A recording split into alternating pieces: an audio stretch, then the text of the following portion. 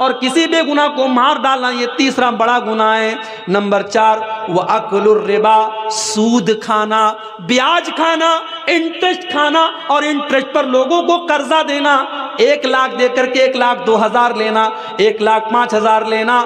سود اور بیاج کی جتنی شکلیں ہیں کان کھول کر کے سن لو، اللہ کے نبی فرما رہے ہیں وَأَكْلُ الرِّبَا، سود اور بیاج کھانا یہ بھی ہلاک کر دینے والا گناہ ہے۔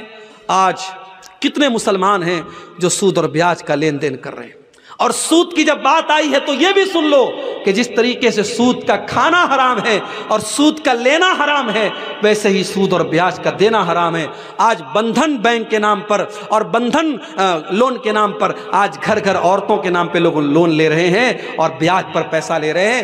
یاد رکھو اللہ کے نبی نے بیاج کھانے والے، بیاج کھلانے والے، بیاج کو لکھنے والے، بیاج کی گواہی دینے والے سب پر اللہ کے نبی نے لعنت کی، اور آپ نے فرمایا سب برابر ہیں۔ اس لیے بیاج کے کھانے کھلانے والے کان کھول کر کے سن لے، ہلاک کر دینے والے گناہوں میں چوتھا گناہ اللہ کے نبی نے فرمایا وَأَكْلُ الرِّبَا، سود کھانا۔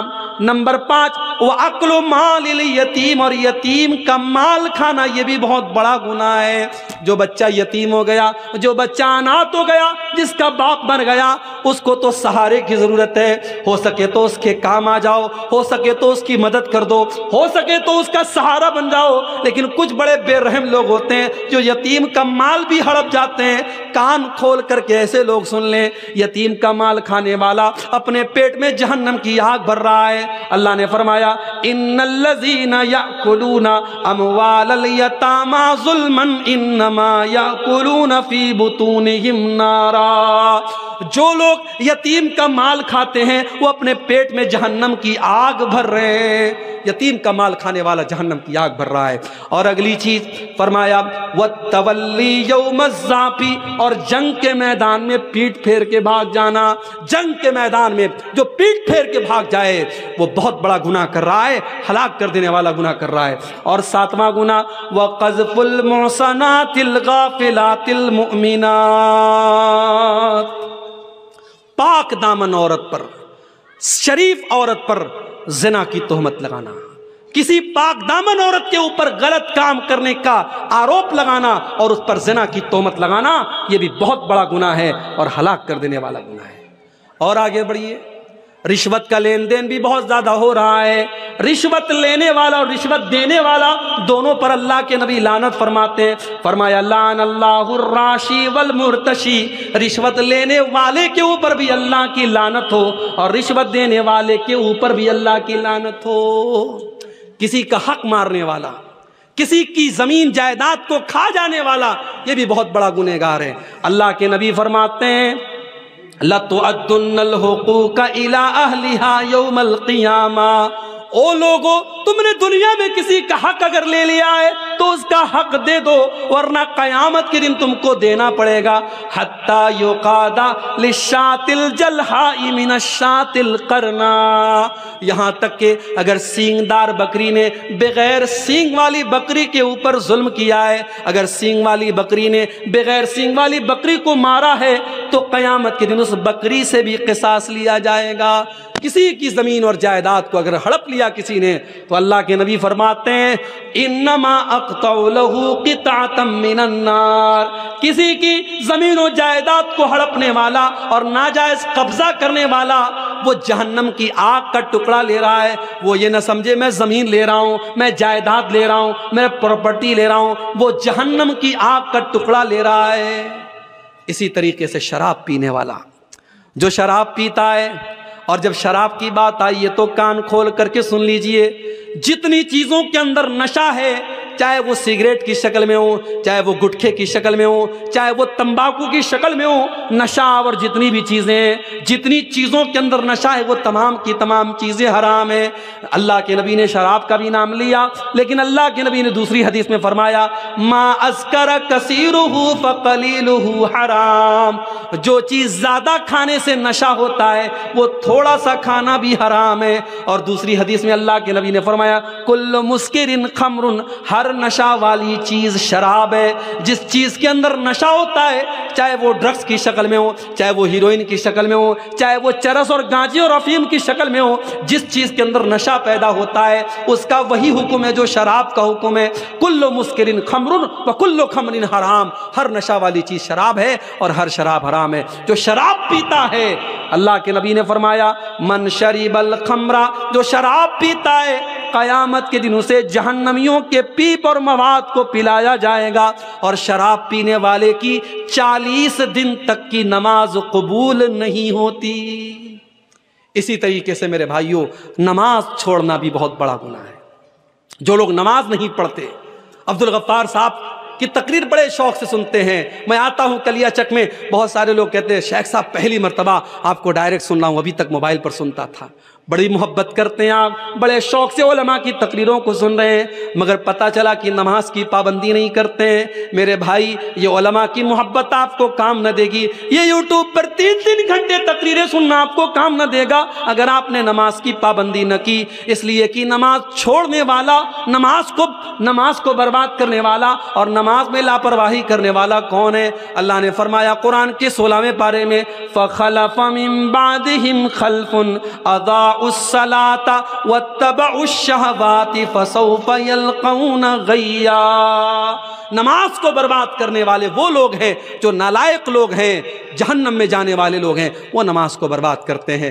میرے بھائی، جس نبی سے ہم محبت کرتے ہیں، جس نبی کا ہم کلمہ پڑھتے ہیں، اس نبی کو نماز سے بڑی محبت تھی۔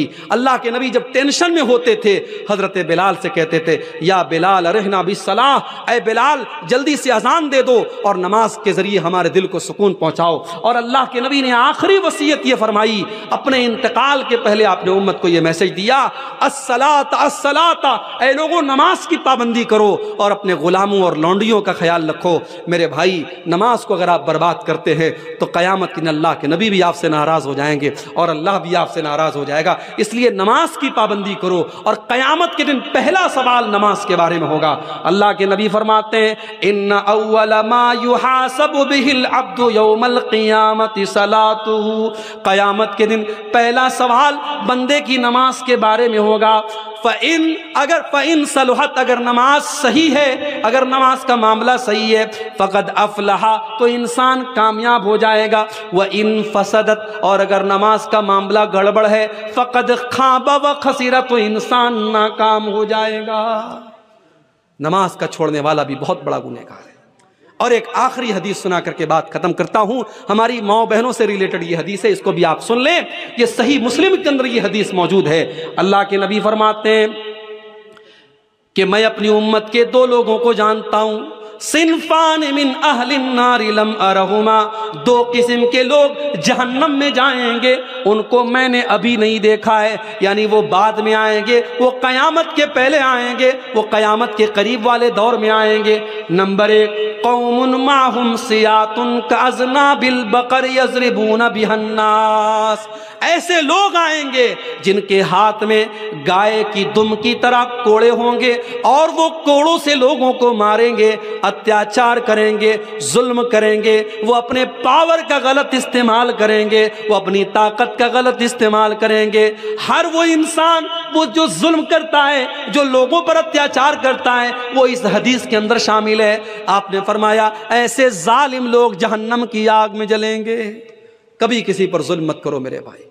اگر اللہ نے آپ کو پاورفل بنایا ہے، دولت والا بنایا ہے، اپنی دولت کا غلط استعمال مت کرو، اپنے پاور کا غلط استعمال مت کرو۔ یاد رکھو جس پر ظلم کرو گے، اگر اس کے منہ سے بد دعا کی آواز نکلی تو اللہ کے نبی فرماتے ہیں کہ مظلوم کی بد دعا کے درمیان اور اللہ کے درمیان کوئی رکاوٹ نہیں ہے، اس کی بد دعا ڈائریکٹ اللہ کے پاس جاتی ہے، اور مظلوم نے اگر بد دعا کر دی تو آپ کا کام تمام ہو جائے گا، برباد ہو جائیں گے آپ۔ اس لیے کسی پر کبھی ظلم مت کرنا میرے بھائی۔ تو یہ پہلی کیٹیگری کے لوگ ہیں جو جہنم میں جائیں گے۔ اور دوسری کیٹیگری کون ہوگی؟ فرمایا وَنِسَاءٌ کاسیات عاریات ممیلات مائلات، ایسی عورتیں جو کپڑا پہننے کے باوجود ننگی ہوں گی، کپڑا پہننے کے باوجود ننگی ہوں گی، یعنی ان کا ڈریس ایسا ہوگا، ان کا کپڑا ایسا ہوگا جو ان کے شریر کو پردرشت کرے گا، ان کی باڈی کو ایکسپوز کرے گا، وہ اپنے جسم کو نظر دکھائیں گی، اپنے شریر کا پردرشن کریں گی۔ کاسیات عاریات، کپڑا پہننے کے باوجود ننگی ہوں گی۔ آج کہنے کی ضرورت نہیں ہے کہ آج مسلمانوں کے گھروں میں ایسے کپڑے پہنے جا رہے ہیں، پورا کپڑا نیٹ کا کپڑا ہے، پوری آستین نظر آ رہی ہے، پوری بیک لیس آج جو ہے کپڑے پہنے جا رہے، پوری پیٹھ نظر آ رہی ہے، پیٹ نظر آ رہا ہے، پورا شریر نظر آ رہا ہے، کپڑا پہننے کے باوجود وہ عورت ننگی ہے، اور مسلمانوں کے گھروں میں ایسے کپڑے پہنے جا رہے ہیں۔ آپ نے فرمایا ممیلات مائلات، ایسی عورتیں جب چلتی ہیں ان کی چال کے اندر بھی بے حیائی ہوتی ہے، وہ اپنی چال کے ذریعے دوسروں کو آکرشت کرتی ہیں، وہ شرما شرما کے نہیں چلتی، وہ تو اترا اترا کے چلتی ہیں، وہ تو بے حیا اور فاحشہ عورتوں کی طرح چلتی ہیں۔ مائلات، اور خود وہ ان بے حیا لوگوں کی طرف مائل ہوتی ہیں، ان کی چال بھی بے حیا عورتوں کی طرح ہوتی ہے، اور وہ غیر مردوں کی طرف آکرشت ہوتی ہیں۔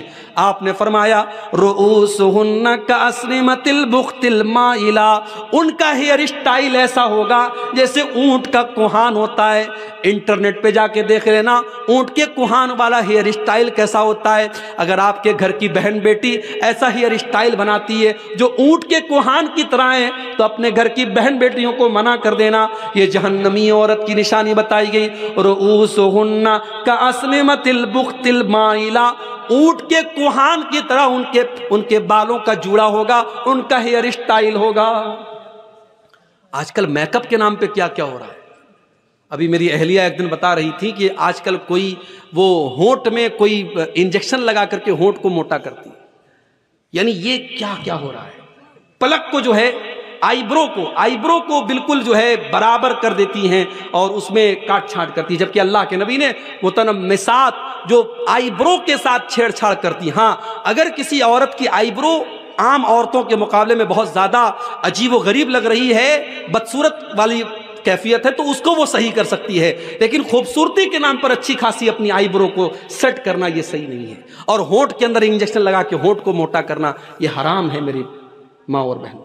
ہاں، کسی عورت کے اگر چہرے پر بال آ گئے، ظاہر ہے کہ عورت کے چہرے پر بال نارملی نہیں آتے تو ان کو وہ ریموو کر سکتی ہے، ان پر ویکسنگ وغیرہ کروا سکتی ہے، مگر نارمل اپنے بالوں میں ویکسنگ وغیرہ کروانا یہ صحیح نہیں ہے۔ تو فیشن کے نام پر آج بہت کچھ ہو رہا ہے۔ آپ نے فرمایا ایسی عورتیں جو بے حیائی کے کام کریں گی اور فیشن کے نام پر بے حیائی کریں گی، لا يدخلن الجنت، ایسی عورتیں جنت میں نہیں جائیں گی۔ جنت میں جانا تو بڑی دور کی بات ہے، ولا یجدن ریحھا، وہ جنت کی خوشبو بھی نہیں پائیں گی۔ اس لیے ہماری مائیں اور بہنیں اس حدیث کو سننے کے بعد اپنی اصلاح کر لیں، اپنے لباس اور اپنی ڈریس کو صحیح کر لیں۔ اور آخر میں یہی کہنا چاہوں گا میرے بھائی کہ ایک عورت کا جنت میں جانا زیادہ آسان ہے۔ آج تک آپ نے یہ سنا ہوگا عورتیں جہنم میں زیادہ جائیں گی، مگر میں آپ کو طریقہ بتا رہا ہوں، عورتیں 4 کام کر لیں تو جنت میں چلی جائیں گی۔ عورتوں کا جنت میں جانا مردوں کے مقابلے میں آسان ہے۔ عورتوں کو جہاد کے میدان میں نہیں جانا ہے، عورتوں کو جنگ کے میدان میں جا کے لڑنا نہیں ہے، بہت سارے کام جو مردوں کے ذمہ ڈالے گئے وہ عورت کو نہیں کرنا ہے، اور صرف 4 کام کر لے وہ جنتی ہے۔ ایما امرات صلت خمسہا وصامت شہرہا واطاعت زوجہا واحسنت فرجہا دخلت من ای ابواب الجنت شاءت۔ آپ نے فرمایا جو عورت 4 کام کر لے، 5 ٹائم کی نماز کی پابندی کرے، رمضان کا روزہ رکھے اور اپنے شوہر کی اطاعت اور خدمت کرے۔ یہاں پر ایک بات میں بتا دوں، میاں بیوی کا رشتہ یہ غلام اور نوکر کا رشتہ نہیں ہے، یہ آقا اور نوکر کا رشتہ نہیں ہے۔ اگر شوہر یہ سمجھتا ہے بیوی میری لونڈی ہے، بیوی میری نوکرانی ہے، تو وہ بھی غلط ہے، اور اگر بیوی یہ سمجھتی ہے کہ شوہر میرے اشارے پر ناچے تو یہ بھی غلط ہے۔ شوہر اور بیوی کا رشتہ محبت کا رشتہ ہے، لیکن گھر کا اور پریوار کا مکھیا مرد ہے، اس لیے بیوی کو چاہیے کہ شوہر کی بات مانے۔ ہاں، اگر شوہر کی بات غلط بات ہے، ناجائز بات ہے، تو بیوی کو نہیں ماننا ہے، لیکن جو صحیح بات ہے وہ بیوی کو ماننا ہے۔ وَأَطَاعَتْ زَوْجَهَا، اپنے شوہر کی اطاعت کرے، وَأَحْسَنَتْ فَرْجَهَا، اور اپنی شرمگاہ کی حفاظت کرے، اپنی آبرو کی حفاظت کرے، اپنے آپ کو زنا سے بچائے، اپنے آپ کو بدکاری سے بچائے۔ یہ 4 کام جو عورت کر لے، اللہ کے نبی فرماتے ہیں دخلت من ابواب الجنت شات، ایسی عورت جنت کے جس دروازے سے چاہے جنت میں چلی جائے گی۔ تو یہ چند گناہوں کے تعلق سے میں نے آپ کے سامنے میرے بھائیوں بات رکھی ہے۔ اب میں آخر میں اللہ سے یہی دعا کرتا ہوں، اللہ تعالیٰ جو بھی گناہ میں نے بیان کیے ہیں ہم سب کو ان گناہوں سے بچنے کی توفیق عطا فرمائے، اور اگر ہم میں سے کوئی ان گناہوں میں مبتلا ہے اللہ ہمارے ماؤں بہنوں کو بھی اور ہمارے مردوں کو بھی سب کو سچی توبہ کرنے کی توفیق عطا فرمائے۔ اللہ آج کا یہ پروگرام جن بھائیوں کی محنتوں سے منعقد ہوا ہے اللہ ان کی محنتوں کو قبول فرمائے، ان کو جزائے خیر عطا فرمائے۔ کل کا پروگرام ابھی باقی ہے، کل ہمارے بڑے عزیز دوست شیخ ابوالکلام سلفی حفظہ اللہ جھارکھنڈ سے تشریف لا رہے ہیں، ہمارے بہت خاص دوست ہیں، کل ان کا بیان بھی آپ حضرات سنیں گے۔ اللہ تعالیٰ ان کی بھی محنتوں اور کوششوں کو قبول فرمائے، اللہ کہنے سننے سے زیادہ ہم سب کو عمل کرنے کی توفیق عطا فرمائے۔